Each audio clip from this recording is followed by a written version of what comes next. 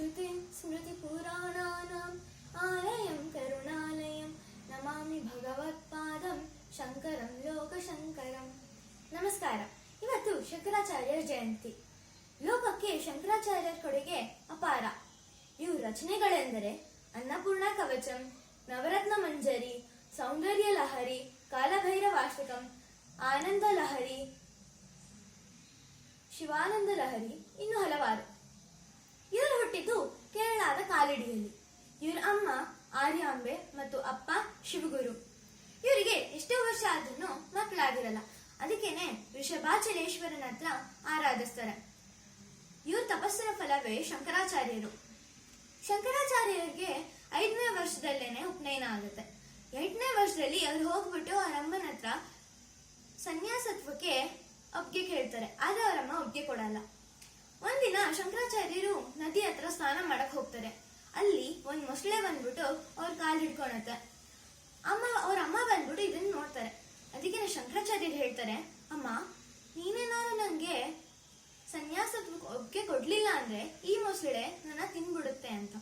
ಅದಕ್ಕೇನೆ ಅವ್ರಮ್ಮ ಸನ್ಯಾಸತ್ವಕ್ಕೆ ಒಪ್ಪಿಗೆ ಕೊಡ್ತಾರೆ. ಇವ್ರ ಗುರುಗಳಾದ ಗೋವಿಂದ ಭಗವತ್ಪಾದರರ ಬಳಿ ಇವರು ವಿದ್ಯಾಭ್ಯಾಸವನ್ನು ಮುಗಿಸ್ತಾರೆ. ಇವೆಲ್ಲ ಆದ ನಂತರ ಅವರು ತಮ್ಮ ಶಿಷ್ಯರೊಡನೆ ಕಾಶಿಗೆ ಹೋಗ್ತಾರೆ. ಅಲ್ಲಿ ಕಾಶಿಯಲ್ಲಿ ಒಬ್ಬ ಚಾಂಡಾಲನ ಭೇಟಿ ಮಾಡ್ತಾರೆ. ಅವ್ರ ಜೊತೆ ವಾದ ವಿವಾದ ಎಲ್ಲ ಮುಗಿದ ನಂತರ ಶಂಕರಾಚಾರ್ಯರು ಅವ್ರ ಜ್ಞಾನ ನೋಡ್ಬಿಟ್ಟು ಅವ್ರ ಪಾದ ಮುಟ್ಟಿ ನಮಸ್ಕರಿಸ್ತಾರೆ. ಇದರ ಮೂಲಕ ಜ್ಞಾನಕ್ಕೆ ಸರಿಯಾದ ಸ್ಥಾನ ಮಾನ ಎಂದಿಗೂ ಇರುತ್ತೆ ಅಂತ ಜಗತ್ತಿಗೆ ಹೇಳ್ತಾರೆ. ಇವರು ಜಗತ್ತಿಗೆ ಬೋಧಿಸಿದ್ದು ಅಹಂ ಬ್ರಹ್ಮಾಸ್ಮಿ ಅಂತ. ಇದರ ಅರ್ಥ ಏನಂದ್ರೆ ನಾನೇ ಬ್ರಹ್ಮ, ಬ್ರಹ್ಮನೇ ನಾನು. ಅಂದ್ರೆ ಭಗವಂತ ಮತ್ತು ನಮ್ಮ ಆತ್ಮ ಬೇರೆದಲ್ಲ. ಇವರು ಇಡೀ ಭಾರತನ್ನ ಕಾಲ್ನಡಿಗೆಯಲ್ಲಿ 2 ಸಲ ಸುತ್ತುತ್ತಾರೆ.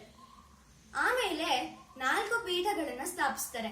ಅವೆಲ್ಲ ಯಾವುದು ಅಂದ್ರೆ ಬದರಿ, ದ್ವಾರಕಾ, ಪುರಿ ಮತ್ತು ಶೃಂಗೇರಿ. ಅವರು 32ನೇ ವಯಸ್ಸಲ್ಲೇನೆ ಭಗವಂತನಲ್ಲಿ ಒಂದಾಗ್ತಾರೆ. ಧನ್ಯವಾದ.